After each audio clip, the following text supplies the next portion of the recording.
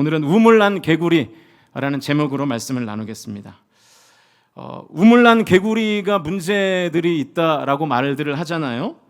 우물난 개구리의 문제가 뭘까요? 그것은 우물 안에서만 보이는 하늘, 우물에서만 내가 디딜 수 있는 땅만을 경험할 수밖에 없다는 한계를 가지고 있는 것이죠. 이 세상이 얼마나 넓은지를 알지 못하는 거예요. 이 우물한 개구리는 이 우물 속에서 올려다 보이는 손바닥만한 하늘만을 보고요. 그리고 내가 지금 딛고 있는 땅이 전부라고 착각하는 거죠. 물론 요즘은 그 우물안 개구리에 대한 이런 생각도 있더라고요. 보여주시면 그림이 잘 보이실지 모르겠는데 이 우물안 개구리가 막 나가야 된다는 생각을 하는 거예요. 나가서 더 넓은 세상을 봐야겠다. 아주 건설적인 생각을 하죠. 다음 그림. 그래서 마침내 수백 번의 실패 끝에 우물 밖으로 나왔습니다. 다음 그림. 그렇게 나왔는데, 그렇게 어렵게 나왔는데 이런 현실과 마주하는 거죠.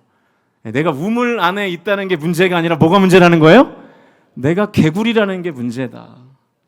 그러니까 이 우물안 개구리의 스피노프의 이 이야기는 이 시대의 자화상을 보여주는 거죠. 예전에는 더 넓은 세상을 못 본 것이 문제였다면 이 시대의 청년들은 나라는 존재가 개구리라는 것이 문제라는 거예요. 그래서 길을 쓰고 우물 밖으로 나와도 현실이 달라지지 않는 이 시대의 자화상을 풍자하는 그림인 것 같습니다. 그러나 오늘 우리가 신앙생활의 측면에서 좀 집중하고 싶은 부분은 이 전통적인 우물안 개구리입니다. 우물안 개구리의 문제는 이 우물 안의 세계가 전부라는 착각이라고 말씀드렸습니다.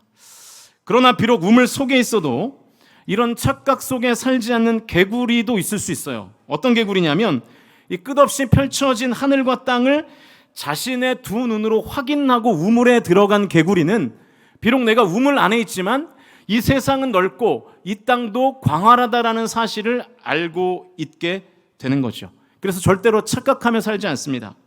하늘과 땅이 얼마나 광활한지를 직접 목격한 개구리는 설령 다시 우물 속으로 들어간다 해도 그 안에서 올려다 보이는 손바닥만한 하늘과 땅을 전부라고 착각하는 잘못된 상상은 하지 않는 거예요. 비록 지금 우물 속에서 이 손바닥만한 하늘을 보고 있지만 이 끝없이 펼쳐지는 하늘을 생각하고요. 좁은 바닥을 딛고 있지만 이 광활한 대지를 머릿속으로는 떠올릴 수 있는 것이죠. 그러니까 넓은 하늘을 눈으로 직접 보고 광활한 대지를 직접 내 발로 디뎌본 개구리는 지금 비록 우물 안에 있다 할지라도 이 하늘과 땅에 대한 개구리의 인식은 아주 바르고 건강하게 유지되는 것입니다. 그러므로 하늘과 땅에 대한 개구리의 의식은 개구리의 현재 위치가 아니라 개구리의 경험 여부가 중요한 거죠. 왜냐하면 경험이 있느냐 없느냐에 따라서 이 하늘과 땅에 대한 개구리의 인식이 달라지기 때문입니다. 오늘 본문은 요한복음 10장 19절인데요. 그 앞부분부터인 요한복음 10장 1절에서 18절까지는 예수님이 어떤 분이신가를 예수님이 직접 소개하는 내용입니다. 그래서 나는 양의 문이다, 나는 선한 목자다, 이런 얘기를 하고 계세요.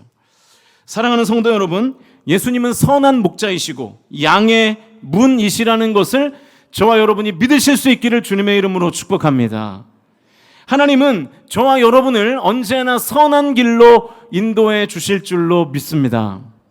오늘 본문은 주님께서 언제나 우리의 목자 되시고 양의 문이 되신다는 자신에 대한 설명을 들은 사람들의 반응이 나와 있는데 이렇게 되어 있습니다. 19절과 20절 말씀 같이 읽어보겠습니다. 시작.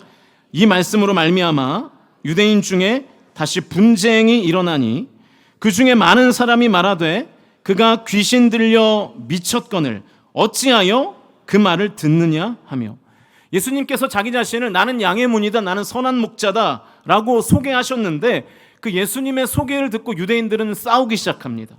그리고 그 분쟁을 일으킨 많은 사람들이 예수님을 향해서 저자는 귀신 들려 미친 사람이다 이렇게 인식을 하고 있었다는 거예요. 나는 선한 목자다, 나는 양의 문이다, 나는 양을 위하여 내 목숨까지도 버릴 것이다 라는 예수님의 소개는 예수님을 거부했던 유대인들에게는 황당무계한 말이었던 거죠. 저렇게 황당하게 말하는 사람이니까 귀신 들렸다고 생각한 것이고, 어떻게 보면 나는 양의 문이다, 나는 선한 목자다라고 자기 자신을 소개하신 예수님에 대한 유대인들의 이 반응은 당연한 반응인지도 모르겠어요. 그러니까 유대인들의 예수님에 대한 인식은 귀신 들려 미친 사람인 것입니다. 왜냐하면 예수님의 모든 말과 모든 행동을 다 부정했기 때문에 진정한 예수님을 경험하지 못한 거예요. 그런데 갑자기 오늘 본문 21절에서는 전혀 다른 반응이 나와요. 21절 말씀 우리 같이 읽겠습니다. 시작. 어떤 사람은 말하되 이 말은 귀신 들린 자의 말이 아니라 귀신이 맹인의 눈을 뜨게 할 수 있느냐 하더라. 대부분의 유대인들이 막 논쟁을 하면서 저 예수는 귀신 들린 자다 이렇게 말을 하는데 어떤 한 사람은 전혀 다른 인식을 지금 주장합니다.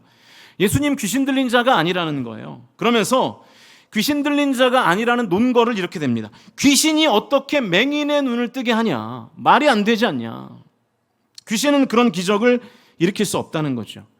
여기서 말하는 이 어떤 사람은 어떤 맹인을 가리키는 걸까요? 바로 앞장인 요한복음 9장에 보면 이런 말씀이 있죠. 9장 1절과 6절과 7절 말씀 같이 읽겠습니다. 시작. 날 때부터 맹인된 사람을 보신지라. 이 말씀을 하시고 땅에 침을 뱉어 진흙을 이겨 그의 눈에 바르시고 이르시되 실로암 못에 가서 씻으라 하시니 실로암은 번역하면 보냄을 받았다는 뜻이라. 이에 가서 씻고 밝은 눈으로 왔더라. 할렐루야. 그러니까 실로암 못에 가서 눈을 회복한 이 맹인을 말하는 거예요. 그러니까 예수님의 능력으로 맹인이 눈을 뜨게 된 사건을 어떤 한 사람이 말하면서 어떻게 귀신 들린 자가 눈을 뜨게 할 수 있겠느냐 이렇게 반대의 목소리를 내고 있는 것입니다. 그러면서 21절에 등장하는 이 어떤 사람은 예수님을 귀신 들린 사람으로 여기는 이 유대인들의 인식에 대해서 어떻게 자신 있는 이렇게 반박을 할 수 있었는가? 그 맹인의 삶이 변화된 것을 이 어떤 사람은 눈과 귀로 직접 경험했기 때문입니다. 이 어떤 사람이 변화된 맹인을 경험했기 때문에 예수님을 귀신 들린 자라고 말하는 유대인들 앞에서 자신 있게 그렇지 않다라고 반대의 주장을 할 수 있었던 거죠.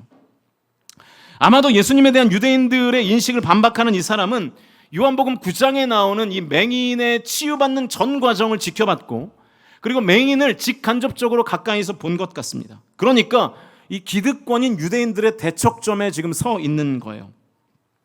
요한복음 9장을 보면 유대인들이 맹인의 부모를 추궁하는 장면이 나오는데 이 맹인의 부모가 어정쩡한 대답을 합니다. 21절과 22절 말씀 같이 읽어보죠. 시작. 또는 누가 그 눈을 뜨게 하였는지 우리는 알지 못하나이다. 그에게 물어보소서. 그가 장성하였으니 자기 일을 말하리이다. 그 부모가 이렇게 말한 것은 이미 유대인들이 누구든지 예수를 그리스도로 시인하는 자는 출교하기로 결의하였으므로 그들을 무서워함이러라. 이 맹인의 부모가 누가 내 자녀의 눈을 뜨게 했는지를 몰라서 지금 모른다고 한 게 아니죠. 당할까봐, 해를 당할까봐 지금 어정쩡하게 대답을 한 것입니다. 그러나 이 맹인이었던 본인은 전혀 어정쩡하지 않았습니다. 9장 32절과 33절 말씀 읽겠습니다. 시작. 창세 이후로 맹인으로 난 자의 눈을 뜨게 하였다 함을 듣지 못하였으니 이 사람이 하나님께로부터 오지 아니하였으면 아무 일도 할 수 없으리이다. 이게 맹인의 고백이거든요. 여러분이 요한복음 9장을 쭉 읽어보시면 유대인들이 이 맹인을 막 협박하는데도 이 맹인은 전혀 물러서지 않습니다. 그러면서 나의 눈을 뜨게 하신 예수라는 분은 하나님께로 온 분이라는 사실을 아주 분명하고 당차게 고백해요. 자기에게 닥칠지도 모르는 핍박에도 아랑곳하지 않고 공개적으로 주님을 믿고 고백하고 따르기 시작한 것입니다. 이렇게 예수님에 의해서 눈을 뜨게 된 맹인을 통해서 오늘 본문 21절에서 유대인들과 대척점에서 다른 주장을 한 이 한 사람도 예수님에 대해서 눈을 뜨게 된 것입니다. 오늘 설교의 핵심이에요, 이 부분이. 그러니까 예수님의 그리스도 되심을 직간접적으로 경험한 사람들이 예수님에 대한 인식과 예수님의 그리스도 되심을 경험하기를 거부하며 예수님의 참모습을 경험하지 못한 유대인들의 인식의 차이가 바로 이 지점에서 생기는 것입니다. 지금 주님을 귀신 들린 자로 매도하고 있는 다수의 유대인들은 이스라엘의 제1도시라고 불리는 예루살렘 사람들이었습니다. 말하자면 이스라엘에서 가장 세련된 사람이었어요. 그들 가운데는 성공한 기업인이 있었을 것입니다. 출세한 공직자도 있었을 거고요. 학자들도, 저명한 학자들도 있었을 거예요. 그러나 그들의 사회적 지위가 아무리 높고 그들이 쌓은 업적이 아무리 위대하다 할지라도 그들은 모두 예수님에 대해서는 우물 안 개구리였습니다. 왜냐하면 경험하기를 거부했기 때문이죠. 예수님을 직접 경험할 수가 없었어요. 여러분, 오늘은 어린이 주일입니다. 어린이날이 되면 우리가 자녀들을, 손자 손녀들을 왕처럼 떠받들고 큰 선물을 안겨주고 신나게 놀만한 공간으로 데려가서 아이들을 놀게 하죠.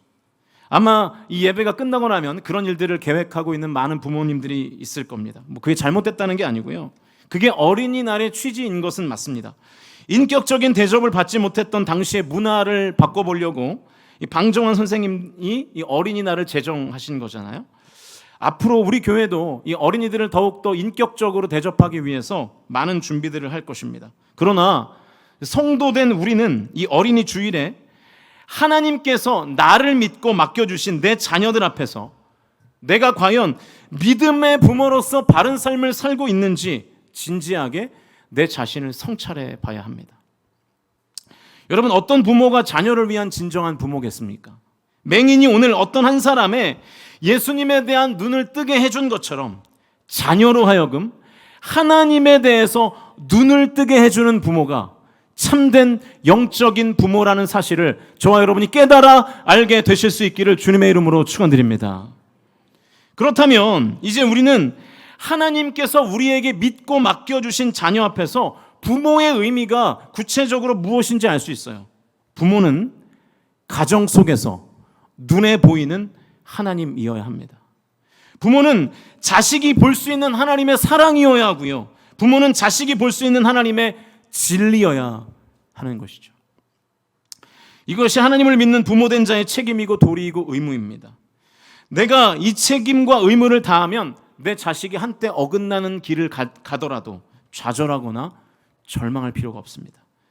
내가 내 삶을 통하여 자식에게 보여준 하나님, 내 자식이 내 삶을 통해서 보게 된 하나님, 바로 그 하나님께서 때로는 그 자식이 비뚤어진 길을 갈지라도 하나님께서 그 자녀를 일평생 책임져 주실 줄로 믿습니다. 우리가 그렇기 때문에 부모로서 자녀를 믿음으로 길러야 하는 것입니다. 반대로 부모인 내가 가정에서 하나님을 제대로 보여주지 못하면, 나의 삶을 통해서 자녀들이 하나님을 온전히 경험하지 못하면 내 자녀는 이 땅에서 그냥 우물한 개구리로 살아가는 거예요. 오늘 어린이날입니다. 자녀들과 손주들에게 선물 사주시고 맛있는 거 많이 사주십시오. 좋은 데 데려가시고요. 그런데 오늘은 또 공교롭게도 어린이 주일이기도 한 날이죠. 이 어린이 주일, 내가 내 자녀에게 하나님을 경험케 해주는 부모가 될 것을 결단하실 수 있기를 주님의 이름으로 간절히 축원드립니다. 그래서 이 땅이라는 우물 안에만 있는 내 자녀들이 아니라 우물 밖에서 하나님이 다스리시고 하나님이 통치하시고 그 하나님께서 다스리시는 높고 광활한 세계가 있다는 것을 우리 부모들이 자녀들에게 경험시켜 주어야 합니다. 우리 성광에 속한 모든 부모들, 이 역할을 감당하는 진정한 영적 부모들이 다 될 수 있기를 주님의 이름으로 간절히 축원드립니다. 말씀을 정리하겠습니다. 제가 군대에서 상병 때부터 이제 군종을 했었는데요. 그때 제가 근무하던 교회는 이 금강산의 12,000 봉우리 중에 한 봉우리 중에 이제 향로봉이라는 봉우리가 있습니다. 그 봉우리 꼭대기에 교회가 서 있어요. 향로봉 불꽃교회라고. 이제 그 산 정상에 교회가 있기 때문에 군종 목사님이 매주일 올라와서 설교를 하실 수가 없어요. 그래서 제가 이제 대대군종으로서 매주일 장병들 앞에서 설교를 했습니다. 그때 한 이등병이 예배를 드릴 때마다 막 눈물을 흘리는 거예요. 그리고 이등병이니까 여러분 얼마나 피곤합니까? 그런데도 자기의 휴식 시간을 반납하면서 교회 일을 너무 열심히 하는 거예요. 그래서 저는 이렇게 생각했어요. 제가 저 이등병이 내 설교에 은혜를 많이 받는구나, 그 생각했는데 그게 아니더라고요. 전혀 아니더라고요. 저에게 이런 간증을 해줘요. 이 친구가 군대 오기 전에 대학교를 미국으로 가게 됐는데 이 이국 땅에서의 외로움과 좌절감을 이기지 못해서 잠시 방황을 했다는 거예요. 정상적인 삶에서 벗어났다는 거예요. 방탕하게 산 거겠죠. 그리고 어느 날 큰 교통사고를 당합니다. 그 사고 현장을 목격한 모두가 그 당시에 사고 현장을 보면서 저건 죽었겠구나 이렇게 생각했어요. 근데 이 친구가 구사일생으로 산 거예요. 가까스로 의식을 회복했을 때 옆에서 이 청년, 이 군인을 치료하던 담당 의사가 조용히 이렇게 자기에게 물었다는 거예요. 혹시 교회 다닙니까? 이 친구 예전엔 다녔는데 머쓱해하면서 아니요, 안 다닙니다 이렇게 얘기했대요.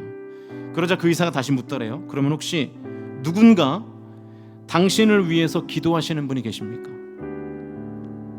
이 친구가 기도라는 단어가 들리자마자 어머니를 떠올렸어요. 왜냐하면 그 친구의 어머니는 날이면 날마다, 밤이면 밤마다 자기를 위해서 기도하는 어머니였다는 것을 이 아들은 보고 들었거든요. 그래서 대답했답니다. 네, 있습니다. 의사가 다시 묻죠. 누구시죠? 제 어머니입니다. 그리고 이 의사가 이 말을 남겼답니다. 그렇군요. 당신의 어머니의 기도가 당신을 살렸습니다. 당신이 이 교통사고에서 살아난 것은 기적이라고 말할 밖에 다른 답이 없습니다. 그때 이등병 친구의 가슴이 벅차서 견딜 수가 없었고요. 두 눈에서 막 뜨거운 눈물이 흐르기 시작하더래요.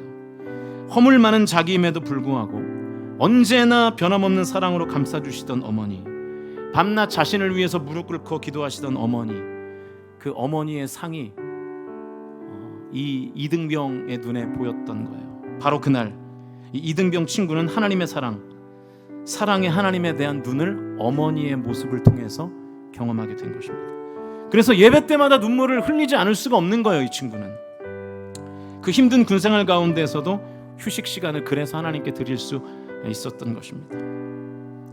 여러분, 우리의 삶을 한번 되돌아보죠. 여러분, 자녀들에게 지금 무엇을 가르치고 계십니까? 손주들에게 지금 무엇을 보여주고 계십니까? 우물 안만 보여주고 있진 않나. 이 세상에선 돈이 최고야. 돈 잘 버는 직업 가져야 돼. 무조건 성공해야 돼. 교회는 안 가더라도 너 공부해서 시험 합격해야 돼. 너만 잘 되면 돼. 이런 거 가르치고 있지 않습니까? 나는 교회를 다녀도. 우물 밖에 또 다른 세상을, 하나님의 세계를 보려고 하는 자녀와 손주들을 오히려 우리가 막고 있지는 않습니까? 오히려 나의 삶이 자녀들에게 하나님을 가리고, 나의 삶이 자녀들에게 왜곡된 하나님을 보여주고 있는 거 아닙니까? 매일 원망하고 매일 불평하고. 사랑하는 성도 여러분, 자녀들과 손주들이 여러분을 통해서 하나님을 보는 눈이 뜰 수 있기를 주님의 이름으로 간절히 축원드립니다. 여기 어린이들이 앉아있는데 부모를 통해서 하나님을 볼 수 있어야 됩니다. 자녀들 앞에서 자식들의 눈에 보이는 하나님의 사랑, 눈에 보이는 하나님의 섭리, 눈에 보이는 하나님의 소망이 되실 수 있기를 주님의 이름으로 간절히 축원드립니다. 나를 통해서 하나님에 대해 눈뜬 자녀들을 하나님께서 영과 혼과 육이 건강하고 강건한 자녀들로 자라게 하실 줄로 믿습니다. 저와 여러분에게 가장 큰 즐거움이 이것이 되기를 오늘 이 어린이 주일에 도전하고 싶습니다. 요한삼서 1장 4절인데요. 같이 읽겠습니다. 이 말씀을 읽고 설교를 마칩니다. 읽겠습니다. 시작. 내가 내 자녀들이 진리 안에서 행한다 함을 듣는 것보다 더 기쁜 일이 없도다. 할렐루야. 다시 한번 읽겠습니다. 시작. 내가 내 자녀들이 진리 안에서 행한다 함을 듣는 것보다 더 기쁜 일이 없도다. 여러분, 자녀들이 뭘 하면 기쁘세요?